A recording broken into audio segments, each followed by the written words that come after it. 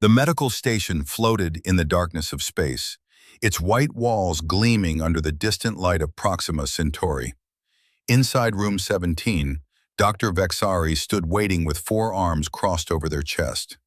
The Valkyrie doctor had worked in medicine for 300 years. They had treated species from across 50 star systems. Today would be different. Today, they would see their first human. Dr. Vexari looked at the data pad in their lower right hand. The information glowed in soft blue light. A human female, 28 years old by human counting. Name, Sarah Chen. Job, deep space engineer. Reason for visit, routine physical examination for contract renewal. The doctor's assistant, a small floating drone named Pip, hovered nearby. The human will arrive in 5 minutes, doctor, Pip said in its mechanical voice. Good, Dr. Vexari replied. Their voice carried a tone of boredom mixed with curiosity. They had heard stories about humans. The new species had only joined the galactic community 20 years ago. Already they were everywhere, building things, fixing things, flying their ships to the far edges of known space. Dr. Vexari pulled up the human anatomy files on the main screen. Their large eyes widened as they read. Then they made a sound that was close to laughter, but sharper, more cruel. Look at this, Pip, the doctor said, pointing with one hand while the others remained crossed. A single heart, just one. What kind of species evolves with only one heart? Pip floated closer to the screen. Most species have at least 2 hearts, doctor. Some have 4 or 5. Exactly, Dr. Vexari's voice rose with excitement. They love being right. And look here, their bones, so thin, so fragile. No protective shell, no subdermal armor plates, just soft skin over a delicate frame. The doctor scrolled through more data. Each new piece of information seemed to confirm their growing opinion. Humans were weak, poorly designed. It was a miracle they had survived at all. No redundant organs, Dr. Vexari continued. If a human's liver fails, they die. If their kidneys stop, they die. We Valkyrie can lose half our organs and still function for weeks. The doctors shook their head. All 4 hands uncrossed and gestured at the screen. And their lifespan, barely 80 years on average. I have patients older than their entire written history. Pip made a beeping sound. The human is approaching, doctor. Dr. Vexari straightened their medical robes. The fabric was deep purple, marked with symbols of their rank and experience. They had earned every one of those symbols. 300 years of saving lives. 300 years of perfecting their craft. This human would be simple. Quick exam, sign the papers, move on to more interesting patients. The door slid open with a soft hiss. Sarah Chen stepped inside. She was shorter than Dr. Vexari expected. Most species were taller than humans, but seeing it in person was different than reading about it. She wore the standard gray uniform of the engineering corps. Her dark hair was pulled back in a simple tail. Her eyes were brown and alert, taking in the room with quick glances. "Hello," Sarah said. Her voice was clear and calm. "I'm here for my physical." Dr. Vexari gestured to the examination table with 2 hands, while making notes on the data pad with a third. Yes, sit there. This should not take long." Sarah walked to the table and sat down. Her movements were smooth, efficient. She placed her hands on her knees and waited. Dr. Vexari approached with scanning equipment. "I must admit," the doctor said, not looking up from the data pad, "I am surprised your species has made it to the stars. Your anatomy is quite limited." Sarah's jaw tightened slightly. "We manage." "Manage," Dr. Vexari repeated, as if tasting the word. "Yes, I suppose you do, but look at these readings. Your skeletal structure can barely support your own weight in high gravity. Your cardiovascular system is laughably simple. Single heart, single pathway, one blockage, and you die." The doctor moved a scanner over Sarah's chest. Blue light washed across her body. "And this healing rate, so slow. When I break a bone, it repairs in 3 days. Humans take weeks, sometimes months. Sarah said nothing. She watched the doctor work with patient eyes, but her hands had curled into loose fists on her knees. Pip floated nearby, recording data. The little drone seemed uncomfortable with the doctor's tone, though it said nothing. Its job was to assist, not to judge. Dr. Vexari continued the examination, making comments as they worked. No natural armor, no venom glands, no enhanced senses. Your eyes can only see a tiny portion of the light spectrum. Your hearing is moderate at best. You cannot even regrow a lost limb. The scanner beeped as it completed its sweep. Dr. Vexari looked at the preliminary results and made a clicking sound with their mandibles. As I suspected, numerous deficiencies. You will need supplements. Probably limitations on your work clearance as well. Perhaps reduced gravity assignments only. Sarah spoke for the first time since sitting down. Her voice was level, but there was steel beneath it. Doctor, I've been working in deep space for 6 years. I've done repairs on the outside of ships in zero gravity. I've worked in engine rooms where the heat would cook most species. I've survived 3 emergency decompressions and a reactor leak. Dr. Vexari waved a hand dismissively. Yes, yes, I am sure you are very brave. But bravery does not change biology. Your body simply is not built for the harsh realities of space work. Then how am I still alive? Sarah asked. The question hung in the air between them. Dr. Vexari paused. They looked at Sarah directly for the first time since she entered the room. Luck, the doctor said finally, and probably excellent equipment. Sarah smiled, but there was no humor in it. Right, luck. The doctor returned to their datapad. I am ordering a full bioscan, complete cellular analysis, genetic mapping, stress hormone levels, everything. Dr. Vexari typed quickly with multiple hands. The results will take a few hours to process. You may return to your quarters. Pip will notify you when to come back. Sarah stood up from the table. She was careful to move slowly, deliberately. Anything else, doctor? No, that will be all. Dr. Vexari was already reviewing the initial scans again, fascinated by what they saw as fundamental flaws. Sarah walked to the door. It slid open in front of her. She paused in the doorway and looked back. Dr. Vexari? Yes? The doctor did not look up. You might want to check those test results carefully. Sarah's voice carried a tone the doctor could not quite identify. Warning? Amusement? Both? Then she was gone. The door closed behind her.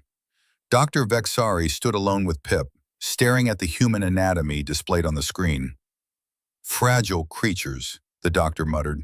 How they survive is beyond me. Pip made a soft beeping sound, but said nothing. The drone had worked with Dr. Vexari long enough to know when the doctor would not listen. In the laboratory below, machines began processing Sarah Chen's biological samples. Data flowed into computers. Numbers appeared on screens. And somewhere in that flood of information, something unexpected was starting to show itself. Dr. Vexari would review the results in a few hours. The doctor expected to find exactly what they had predicted: weakness, deficiency, proof of human fragility. The doctor had no idea how wrong they were about to be. 4 hours later, Dr. Vexari sat in their private office. The room was quiet except for the soft hum of the station's life support systems. The doctor had finished examining 3 other patients in the time since Sarah Chen left. All routine, all predictable, all boring. Now the humans' test results were ready. Dr. Vexari pulled them up on the main screen, expecting to confirm everything they already believed. The data would show weakness. The numbers would prove human fragility. The doctor would write their report, add the necessary restrictions, and move on. The first page of results appeared. Dr. Vexari leaned forward in their chair. Their eyes narrowed. That could not be right. Pip, the doctor called. The little drone floated into the room from where it had been charging. Look at these numbers. The drone moved closer to the screen. What am I looking for, doctor? Dr. Vexari pointed at a section of the cellular analysis. This, the regeneration rate. It says the human cells regenerate 3.2 times faster than predicted. Pip's lights blinked as it processed the information. That does seem unusual, Doctor. Perhaps an error in the baseline data? Perhaps, but Dr. Vexari did not sound convinced. They scrolled down to the next section, bone density analysis. The doctor's eyes widened further.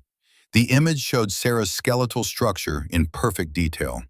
Yes, the bones were thin compared to most species, but the internal structure was not what Dr. Vexari expected.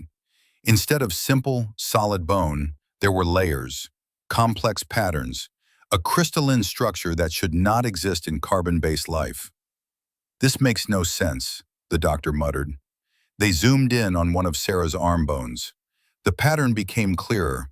It looked almost like the structure of certain metals, lightweight but incredibly strong for its size. Pip, run a structural stress analysis on this bone composition. The drone obeyed. Numbers appeared beside the image. Dr. Vexari read them twice, 3 times. The results said that Sarah's bones, while appearing fragile, could actually withstand enormous pressure before breaking, far more than the initial scan suggested. There must be an error in the scanning equipment, Dr. Vexari said, but their voice lacked certainty. They had used this equipment for decades. It had never been wrong before. The doctor moved on to the next section, cardiovascular system. Yes, humans had only one heart. That much was true. But the data showed something the basic anatomy files had not mentioned. The human heart was incredibly efficient. It beat approximately 60 times per minute at rest, but it could increase to over 200 beats per minute under stress, and it could maintain that rate for extended periods. Dr. Vexari's own hearts beat faster as they read. Most species with multiple hearts had lower efficiency. They needed more hearts because each one was weaker. But humans had put all their resources into one powerful organ. Interesting, the doctor admitted quietly, but the next section made them sit back in their chair with all 4 hands gripping the armrests. Stress hormones, adrenaline, cortisol, norepinephrine. The levels in Sarah's baseline readings were already high by galactic standards, but the projected maximum levels made Dr. Vexari's skin crawl. According to the data, under stress, a human body could flood itself with chemical compounds at concentrations that would kill most species instantly. This cannot be correct, Dr. Vexari said firmly. Pip, run the stress hormone analysis again. There is clearly a malfunction. Pip floated to the medical computer and interfaced directly with it. Lights blinked across the drone's surface as it worked. After several minutes, it disconnected. Doctor, I have run the analysis 3 more times. The results are identical. Dr. Vexari stood up and began pacing. 4 arms moved in agitation. Then the human is sick. These hormone levels indicate a severe disease, perhaps a malfunction of her endocrine system. The analysis shows all systems functioning normally, Pip said carefully. According to the data, these levels are typical for a healthy human. The doctor stopped pacing. They stared at the screen where Sarah's test results glowed in the dim light. A healthy human. These chemical levels were normal for humans. What kind of species evolved to poison itself as a survival mechanism? Dr. Vexari pulled up their personal database. They had collected medical data from across the galaxy for 300 years. Surely there was something comparable, some other species with similar biochemistry. They searched for hours. Pip assisted, scanning through millions of records. They found nothing. No species in the galactic database naturally produced these chemicals in these quantities and survived. The closest comparisons were to certain predator species from high-gravity death worlds, species that the galactic community kept at a careful distance, species that other civilizations feared. No, Dr. Vexari said aloud. Humans are not like those species. They are friendly, cooperative. They work alongside us peacefully. Perhaps they simply choose to be peaceful, Pip suggested. The drone's voice was softer than usual. Dr. Vexari did not respond. They pulled up another section of Sarah's results. Immune system analysis. What they saw made their primary heart skip a beat. The human immune system was not a defense. It was a weapon, an aggressive, adaptive, learning weapon that attacked anything it identified as a threat. Sarah's blood contained millions of white cells, each one capable of identifying, targeting, and destroying foreign organisms. And if the immune system encountered something new, it adapted. It learned. It remembered. "This is not an immune system," Dr. Vexari whispered. "This is an army." Pip moved closer to the doctor. "Are you feeling well, doctor? Your vital signs show elevated stress." "I am fine." But Dr. Vexari was not fine. They were beginning to realize something that made them deeply uncomfortable. Every weakness they had identified in human anatomy might not be a weakness at all. It might be something else entirely. The doctor sat back down and pulled up the complete test results. All of them. Every scan, every analysis, every measurement. They began reading through everything carefully, no longer looking for flaws. Instead, they looked for patterns. And patterns emerged. Humans sacrificed redundancy for efficiency. They had one heart instead of four, but that heart was powerful and reliable. They had no armor, but their skin was flexible and could heal quickly. They had no venom, but they produced chemical compounds in their own bodies that changed their physical capabilities. Dr. Vexari found a note in the medical files they had missed before. A warning, added by a doctor from another station. Human pain tolerance exceeds standard measurements. Traditional pain management may be insufficient. The doctor pulled up more records. Incidents of humans continuing to function with injuries that should have incapacitated them. Reports of humans surviving exposure to vacuum for brief periods. Cases of humans fighting off infections that had a 100% fatality rate in other species. "Pip," Dr. Vexari said slowly, "I need you to contact Sarah Chen. Tell her I require additional testing." "What kind of testing, doctor?" "Stress testing. I need to see how these systems function under pressure." Dr. Vexari began typing orders into the computer. "Prepare simulation room 3, set up full biomonitoring." "And Pip?" "Yes, doctor?" "Make sure we have emergency medical staff standing by." Pip's lights flickered. "You believe the human might be injured during testing?" Dr. Vexari looked at the numbers on the screen.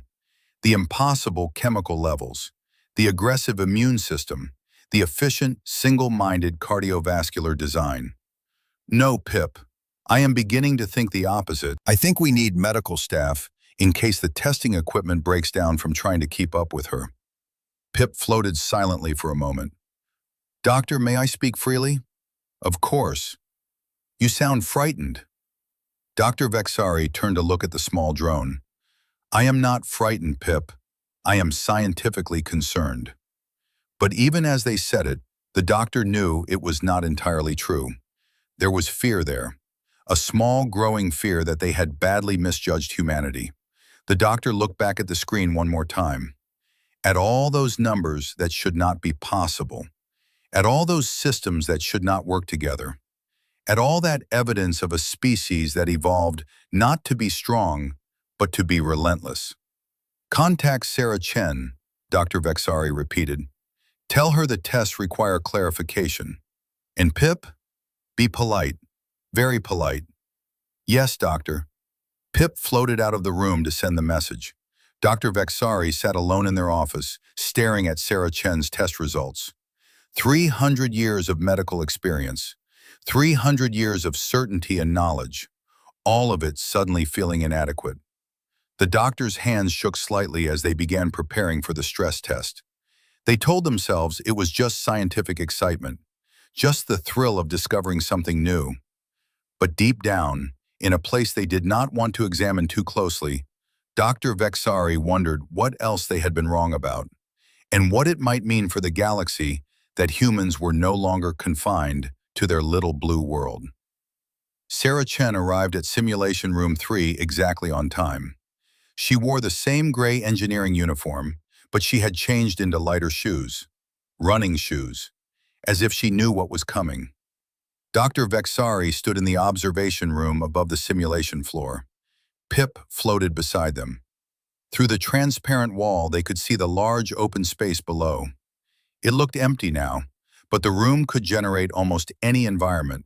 Gravity changes, temperature extremes, physical obstacles, all controlled by the computers. 3 other medical staff members stood nearby. A Three nurse with 6 tentacles, a Corvin medic whose thick shell gleamed under the lights, and a Velix doctor who specialized in emergency medicine. All of them had responded to Dr. Vexari's request with confusion. Humans did not usually require this much medical support for a simple stress test. "Is the human dangerous?" the Corvin medic asked. His voice rumbled like rocks grinding together. "No," Dr. Vexari said quickly. Then they paused. "At least, I do not think so. This is purely precautionary." The Three nurse made a bubbling sound that indicated doubt. "Doctor, we have been told you need emergency support for one small human. What are you expecting to happen?" Dr. Vexari did not answer immediately. They watched as Sarah entered the simulation room below. She looked around the space with calm, assessing eyes. Then she looked up directly at the observation window. Even though the glass was one way, it felt like she could see them, like she knew they were watching. She waved, a simple, casual gesture. Dr. Vexari felt something twist in their stomach. "Just monitor the equipment," they said to the medical team, "and be ready." The doctor activated the communication system. Their voice echoed into the simulation room. "Sarah Chen, can you hear me?" "Loud and clear, Doc," Sarah called back. She did a few stretches, bending and flexing her arms. "So what's this about? More tests?" "Your initial results were unusual," Dr. Vexari said carefully. "I need to see how your body responds to stress conditions. This will help me understand your true capabilities." Sarah stopped stretching. She put her hands on her hips and looked up at the observation window again. "My true capabilities? You mean you want to see if I'm as weak as you think I am?" The bluntness of the statement made several of the medical staff uncomfortable.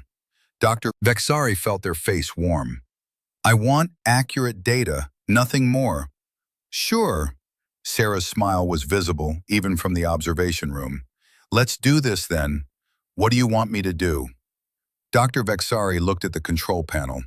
They had designed a progression, starting easy and getting harder, testing strength, endurance, reaction time, and pain tolerance. The tests were based on galactic standard measurements. Most species could complete level 3 or 4 before needing medical attention. "We will begin with basic physical challenges," the doctor said.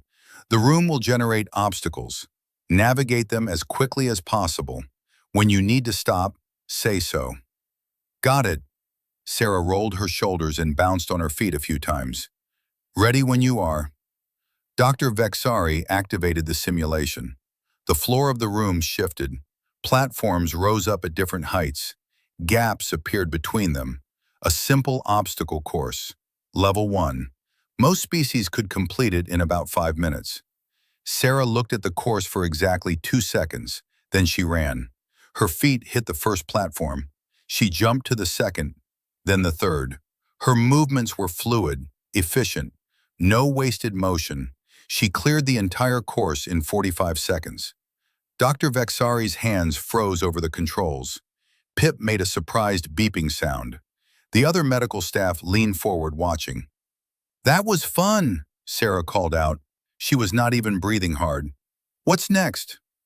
Dr. Vexari activated level 2. The platforms became smaller. The gaps became wider. The height increased. Most species completed this level in 10 minutes, if they could complete it at all. Sarah ran again. This time she had to reach for some of the platforms. Her fingers gripped edges. Her legs pushed hard to make the longer jumps. She finished in 1 minute and 30 seconds. "Interesting," the Velix doctor muttered. "Her muscle efficiency is remarkable." Dr. Vexari said nothing. They activated level 3. Now the platforms moved. They shifted positions while Sarah was jumping. The gaps changed size. The difficulty was meant to test reaction time and adaptation. Most species failed this level. Those who completed it needed 20 minutes or more. Sarah paused at the start. She watched the platforms move for a few seconds, learning the pattern. Then she went. Jump, twist, land, jump again. She adjusted mid-air as platforms shifted beneath her. Her body seemed to know where she would land before she landed. When one platform moved away just as she jumped, she caught the edge with one hand and pulled herself up without breaking momentum. She finished level 3 in 3 minutes. The observation room was silent. Every member of the medical staff stared at the human below. She stood in the center of the now empty floor, hands on her knees, breathing harder but still standing strong. "Are you monitoring her biosigns?" Dr. Vexari asked quietly. Pip displayed the data on a screen. Heart rate, elevated but stable. Respiration, increased but controlled. Body temperature, rising but within safe limits. And her adrenaline levels were climbing. "She is barely trying," the 3 nurse whispered.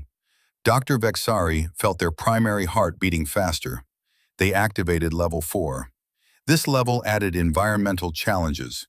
The temperature dropped to near freezing. The gravity increased to 1.5 times standard. Obstacles appeared that required strength, not just speed. "This is more like it," Sarah said. Her breath came out in visible clouds now. She shivered once, then started moving. She climbed a wall using grips that most species needed all their limbs to reach. She pulled herself up with just her arms and legs, muscles straining but holding. At the top, she jumped down to a platform 3 meters below. The impact would have shattered bones in many species. Sarah landed, rolled, and came up running. A barrier appeared in front of her, solid metal, 2 meters tall. She could not jump over it. Sarah ran directly at it, jumped, planted 1 foot halfway up, and used that momentum to push herself over the top. She called it parkour, though the doctor did not know that word. Level 4 was designed to take 30 minutes. Sarah finished in 8.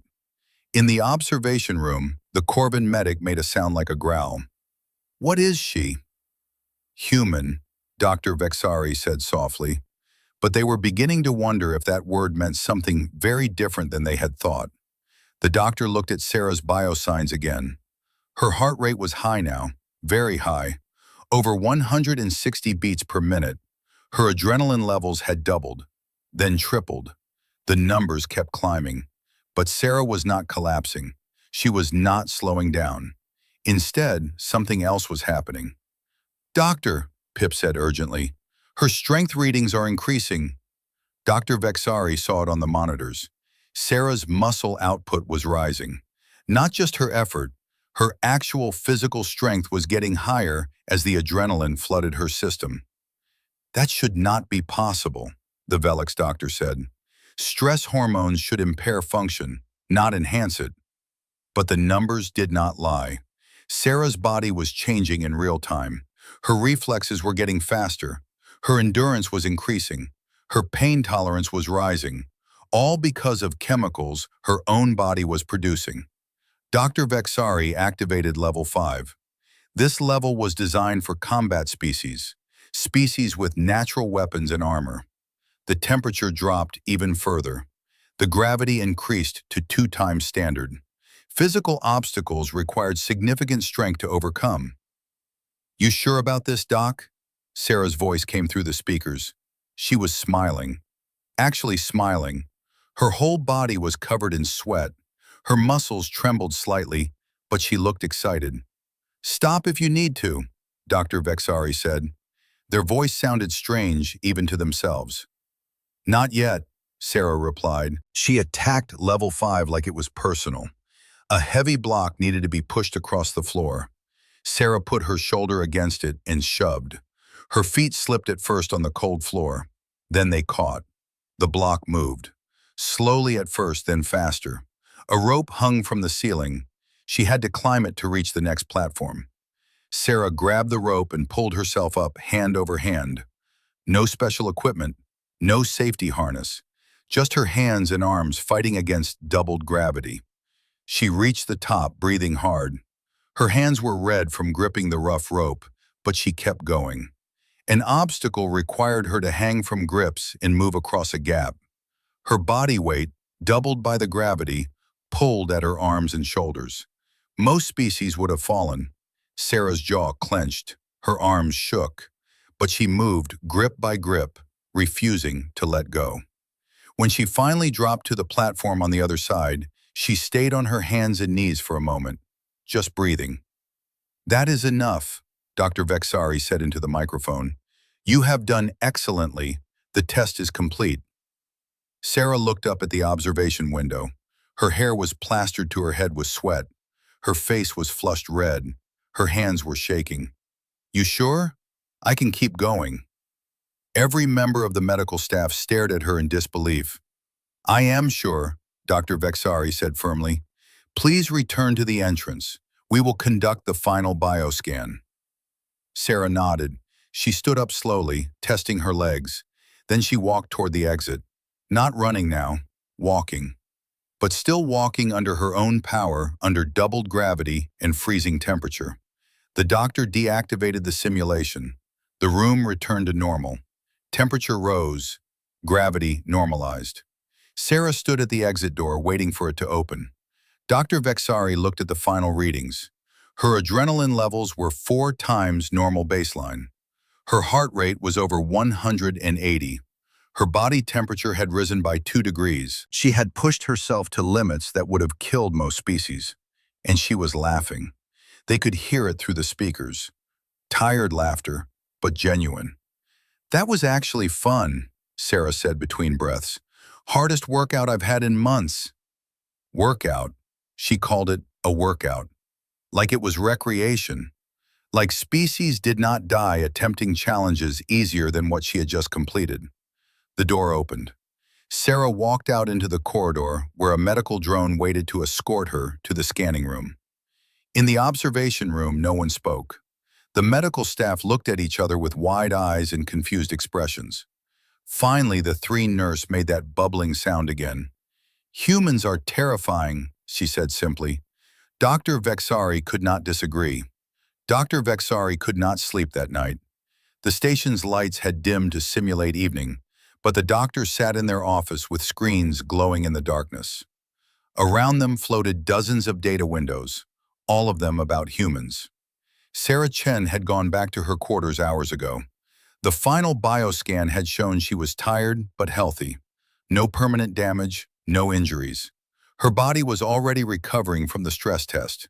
Within a day, she would be completely normal again. As if she had not just completed challenges that would hospitalize most species. But Dr. Vexari could not stop thinking about what they had seen. The numbers, the performance, the smile on Sarah's face as she pushed herself beyond what should have been possible. The doctor had sent Pip to recharge hours ago. Now they sat alone, searching through the galactic database for answers. They started with human evolution.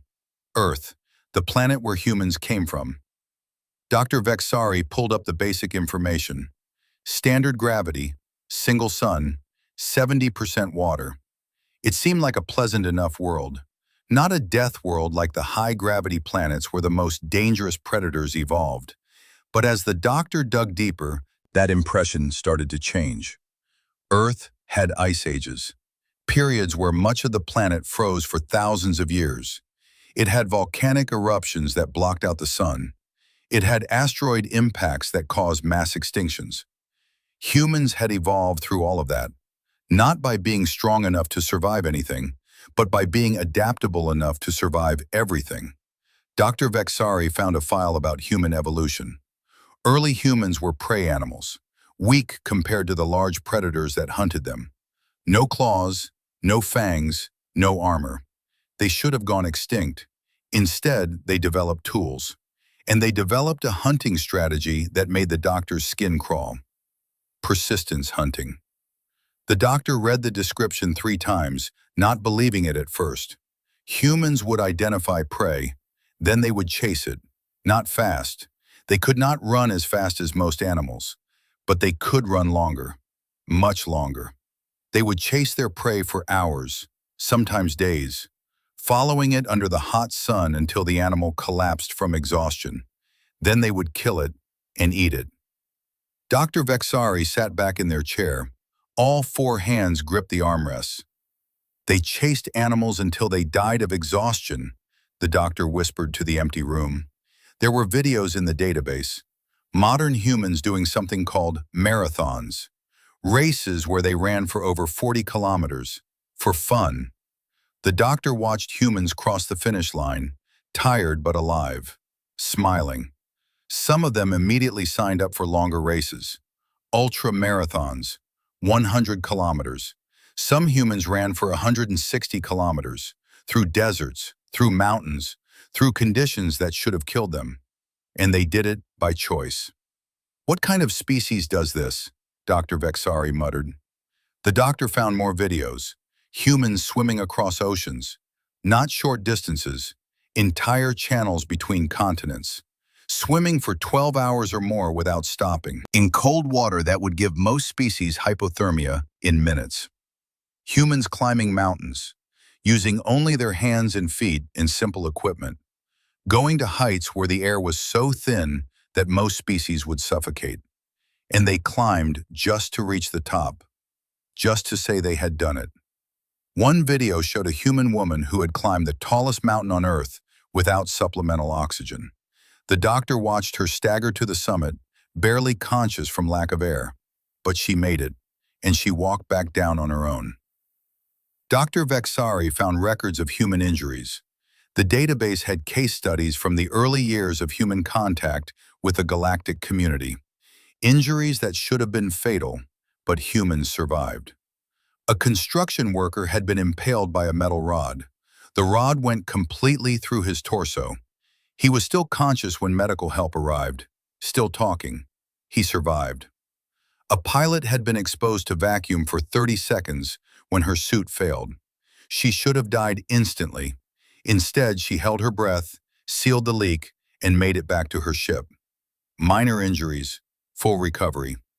A soldier had been shot 14 times in combat, 14 bullets in his body. He survived long enough for medics to reach him. Then he survived surgery. Then he survived recovery. 5 years later, he was back on active duty. This is not normal, Dr. Vexari said aloud. The doctor pulled up human medical journals, research papers written by human doctors for human doctors. The language was technical, but Dr. Vexari had been translating medical information for 3 centuries. They understood enough. Papers about the human immune system, how it adapted to new threats, how it learned and remembered, how it could fight off diseases that had a 100% death rate in the first year they appeared. By the second year, human immune systems had learned. Survival rates climbed. Papers about human healing, bones that broke and fused back together stronger than before, skin that scarred and toughened, muscles that tore and rebuilt larger. The human body did not just heal, it improved itself through damage. Papers about human psychology, about something humans called fight or flight. When threatened, a human's body prepared for combat or escape. Adrenaline flooded the system. Pain decreased, strength increased, fear became fuel. But there was more than that. Humans had another response, one that most species did not have. When humans were truly desperate, when death seemed certain, some of them entered something called hysterical strength. Dr. Vexari found case reports. A mother whose child was trapped under a vehicle. The vehicle weighed over a ton. The mother lifted it high enough for the child to escape. She should not have been able to move it at all, but she did. A man whose friend was drowning. The friend was larger and heavier. The man swam out, grabbed his friend, and pulled him back to shore, against the current, carrying weight that should have pulled them both under. But he did it. A teenager who was trapped in a collapsed building. A beam had fallen across their legs. Rescue workers said later it would have taken 4 strong workers to lift that beam. The teenager lifted it alone, crawled out, survived. These were not legends. These were documented medical cases, investigated, verified, real. Dr. Vexari felt cold despite the comfortable temperature of the office. They pulled up another file, human warfare. The doctor did not want to look at this. Humans were peaceful members of the galactic community, friendly, helpful. But the doctor needed to understand, needed to see the complete picture. The images that appeared made Dr. Vexari wish they had not searched. Humans had fought wars for thousands of years, against each other, with weapons that ranged from simple to terrifying. And in those wars, humans did not stop when injured. They did not surrender when outnumbered. There were stories of soldiers fighting on broken legs, of medics treating wounded while injured themselves, of pilots flying damaged ships back to base through pure will.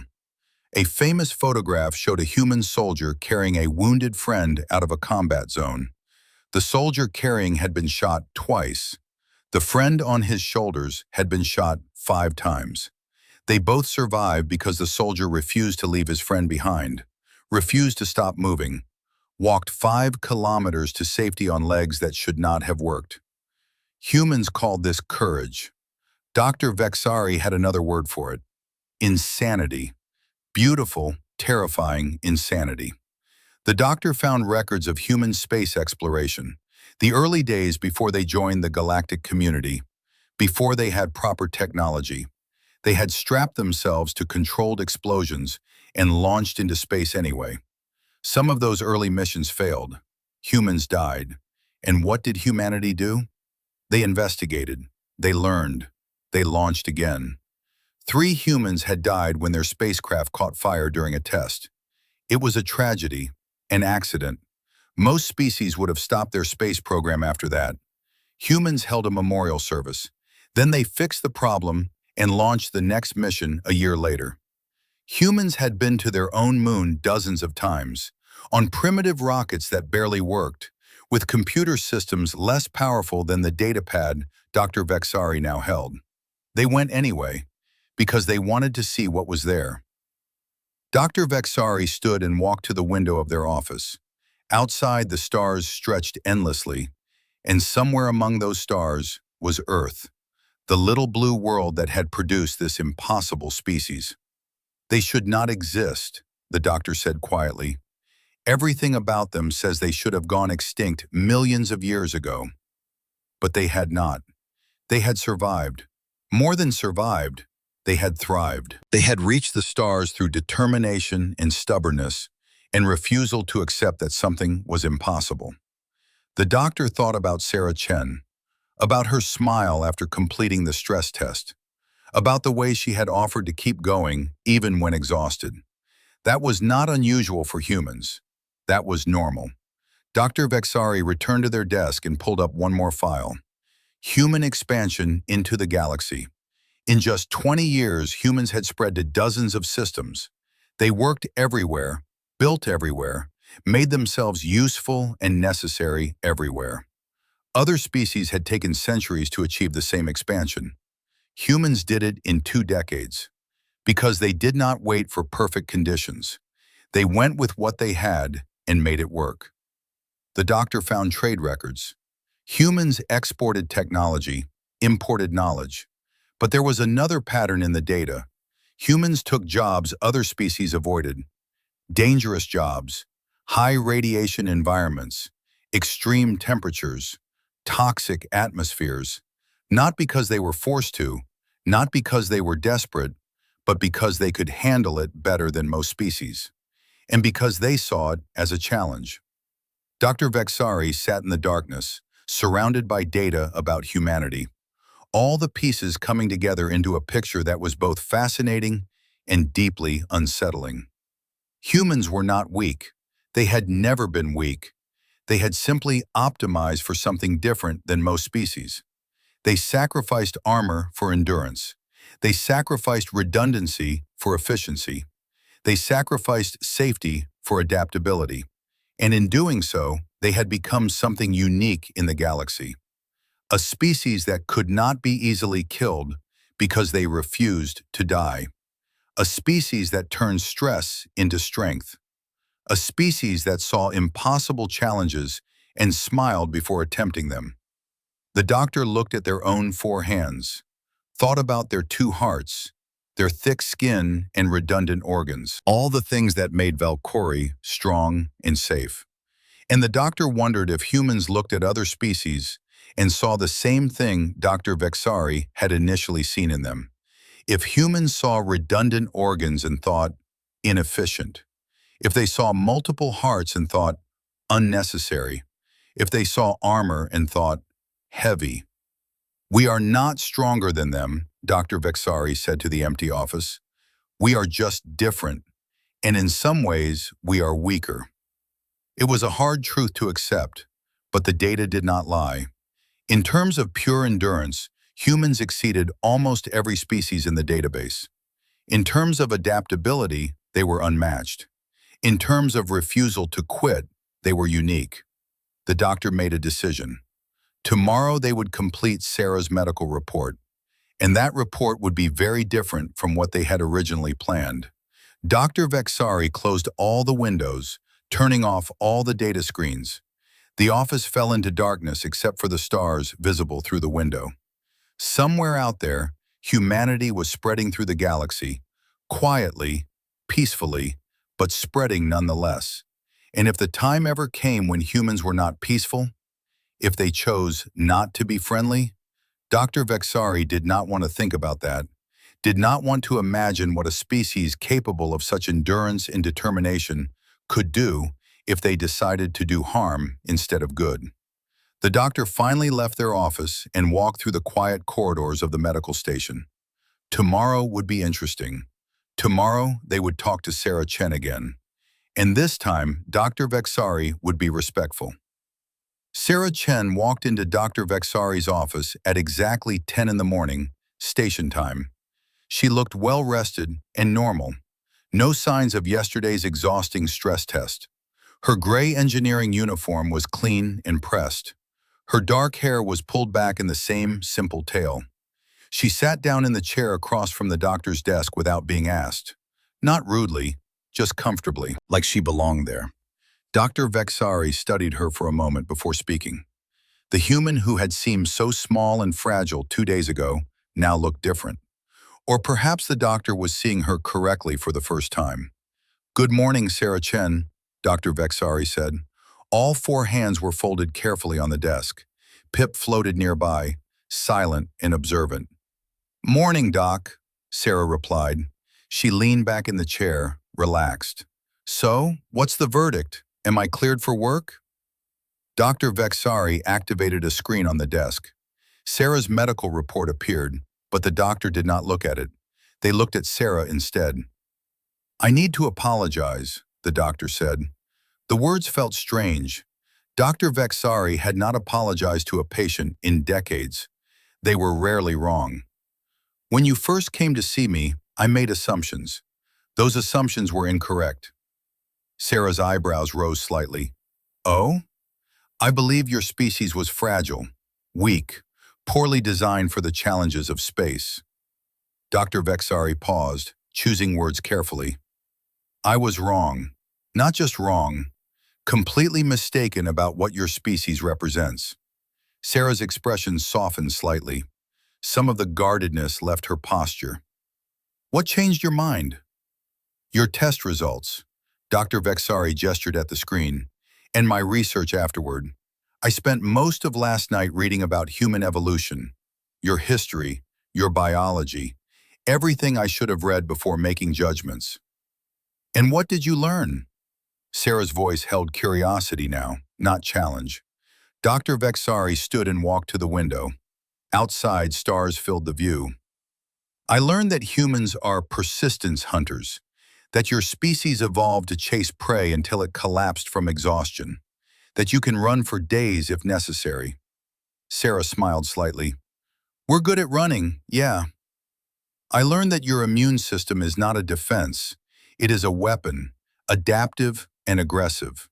The doctor turned back to face Sarah. "I learned that your single heart is not a weakness. It is an optimization, more efficient than multiple hearts, more reliable. Go on, Sarah said quietly. I learned about hysterical strength, about humans lifting vehicles off trapped children, about soldiers carrying wounded friends for kilometers while injured themselves. Dr. Vexari's voice dropped lower.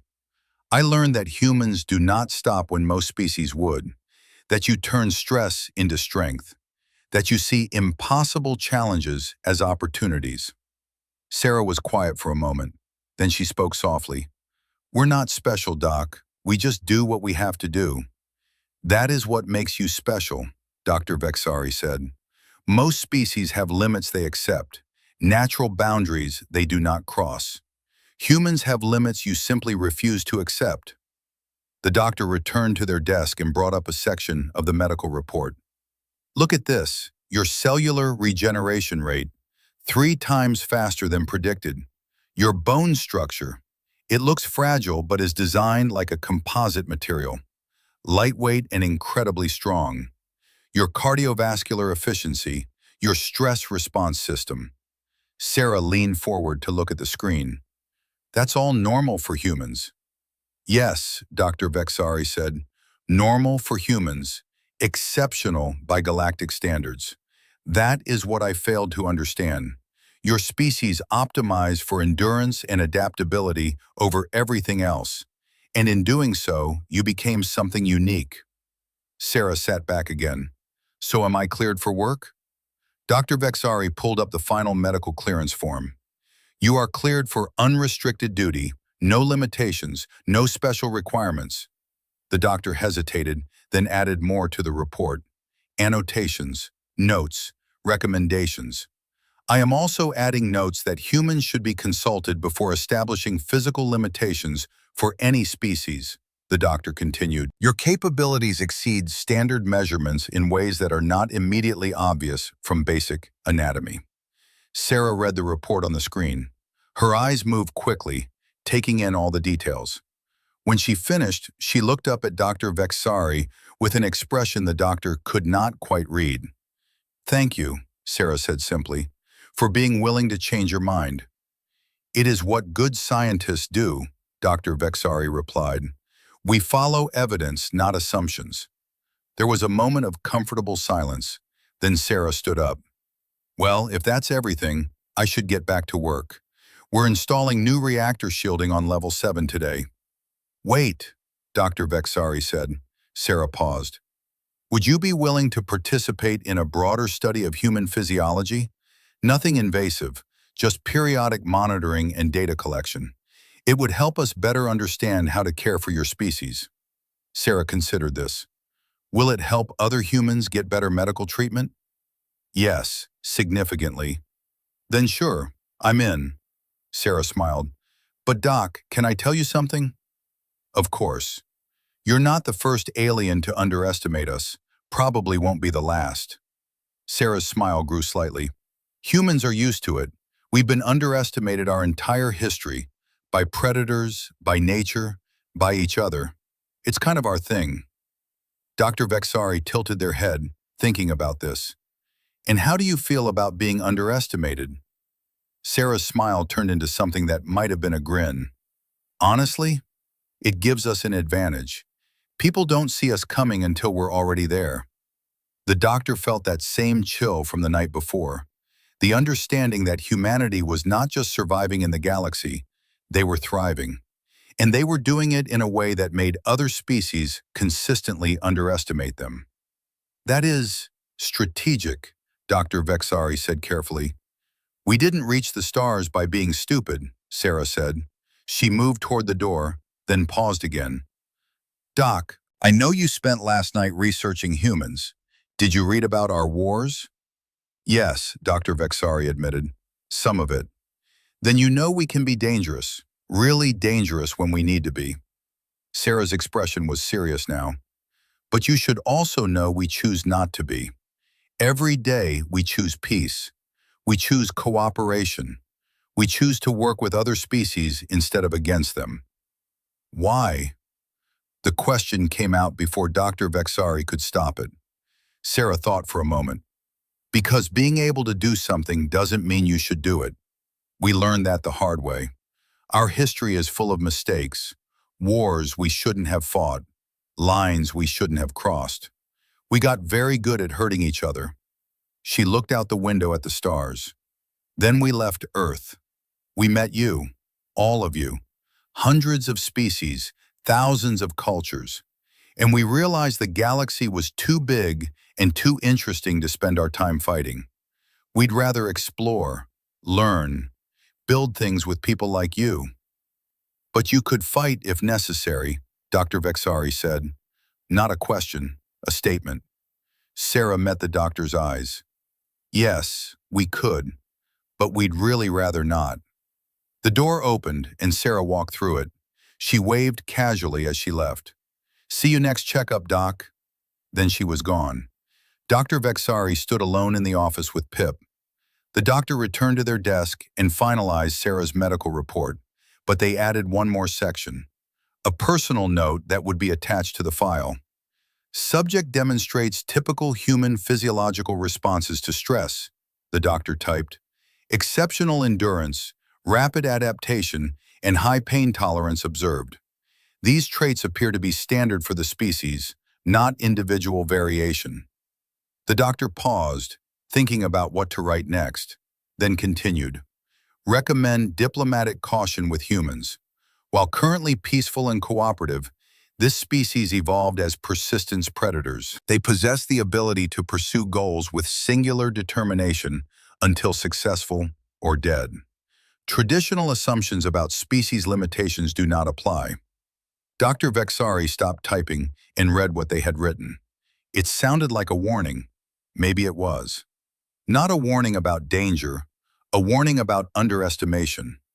The doctor added a final paragraph. After extensive testing and research, this physician concludes that humans are not weak or poorly designed. They are optimized for a different survival strategy than most known species. They sacrifice defensive capabilities for offensive endurance.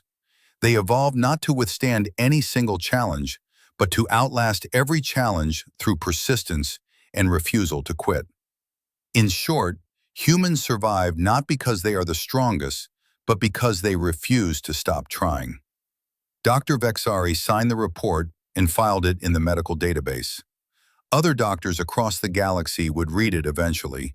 Some would believe it. Others would make the same mistakes Dr. Vexari had made. They would see humans and think, fragile. Then they would learn better. Pip floated closer. Doctor, do you truly believe humans are dangerous? Dr. Vexari thought about this carefully. I believe humans are capable of being dangerous. I also believe they choose not to be. That choice makes them more remarkable, not less. Why? Because, Pip, any species can be violent when they are weak. It takes true strength to be peaceful when you are powerful. Humans have that strength. They had to develop it to survive each other before they could survive space. The doctor looked out the window again. Earth was not visible from here, but it was out there somewhere. A small blue world that had produced a species unlike any other. The galaxy is fortunate that humans came to us as friends, Dr. Vexari said quietly. I would not want to imagine them as enemies. Pip's lights flickered in what might have been agreement. Down on level 7, Sarah Chen was already at work, installing reactor shielding in a space most species found too hot and too cramped. She was sweating, her muscles were sore from yesterday's test, and she was singing something under her breath, a human song about not giving up. She did not feel special. She did not feel like a persistence predator or a galactic anomaly. She felt like an engineer doing her job, which, in a way, proved Dr. Vexari's point perfectly. Humans did impossible things and called them normal. They survived deadly conditions and called it work. They pushed themselves beyond reasonable limits and called it exercise. They were exceptional in their own ordinariness, extraordinary in their refusal to be limited by what others thought was possible. And across the galaxy, slowly, other species were beginning to understand what that meant. What it meant to share the stars with a species that saw impossible as just another challenge to overcome. Dr. Vexari filed the last of the paperwork and prepared for the next patient. But the doctor knew they would never look at any species the same way again, would never make assumptions based on initial impressions. Because if there was one thing humans had taught this old doctor after 300 years of practice, it was this: never underestimate any species. You might be completely wrong about what they are capable of. And in humanity's case, that was both a comfort and a warning. A comfort because they chose peace. A warning because that choice was exactly that, a choice. One they could unmake if necessary. Dr. Vexari hoped the galaxy would never give them a reason to make that choice, because a species that could chase prey to death from exhaustion would not stop chasing any goal until they achieved it. And that was terrifying to anyone who might end up being chased.